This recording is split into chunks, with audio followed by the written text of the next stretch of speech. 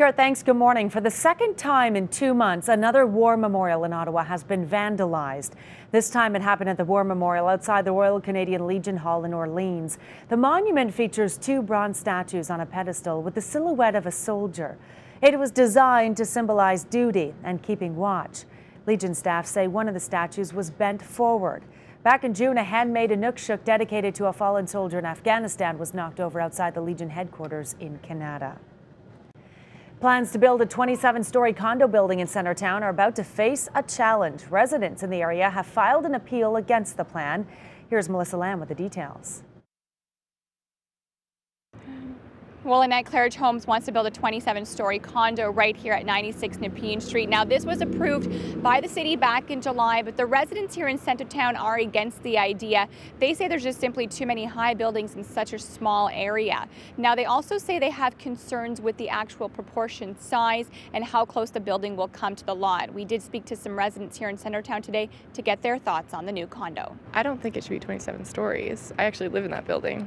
And I'm happy for them to build more condos downtown, urban density and all that, but keep it in the same height as all the other buildings. And the Centertown Citizens Community Association has taken this fight to the Ontario Municipal Board. They have filed an appeal with them, but Mayor Jim Watson, who supports this new condo, says he's ready to fight that appeal.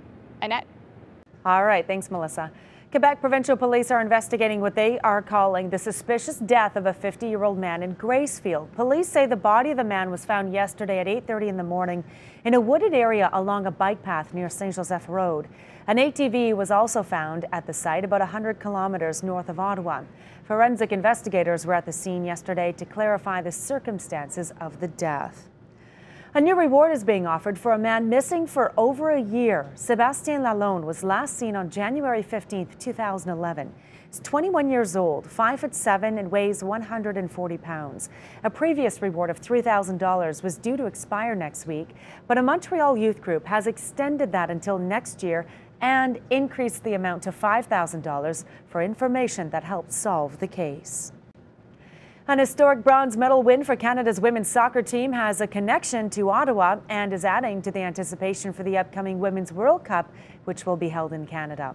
6 of the women on Canada's Olympic soccer team spent a few seasons with the Ottawa Fury, including Diana Matheson, who scored yesterday's winning goal. Many on the team are hoping the medal win will keep their sport in the spotlight. See the rise already in the awareness of women's soccer, and I'm hoping it grows. It's great. It's motivating and inspiring. The Women's World Cup will be held in 2015 and will be hosted by Ottawa and 5 other Canadian cities. The Liberals have struck a new labor agreement with French teachers, but are still threatening to impose contracts unless other teachers follow suit. The latest agreement freezes pay rates and includes 3 unpaid days off in the second year. Premier Dalton McGuinty says his government wants new contracts in place by September 1st, or he'll introduce legislation. The opposition want a legislated wage freeze for all public sector workers, but say they can't agree to support a bill they have yet to see. Foreign Affairs Minister John Baird is heading to the Middle East today to see the effects of Syria's civil war firsthand. Baird will meet with the Prime Minister of Lebanon today and then tour a refugee camp in Jordan tomorrow.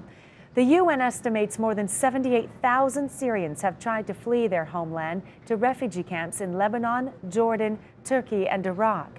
More than 20,000 people have died since the conflict started 17 months ago. Here at home, a military and musical demonstration took over Parliament Hill.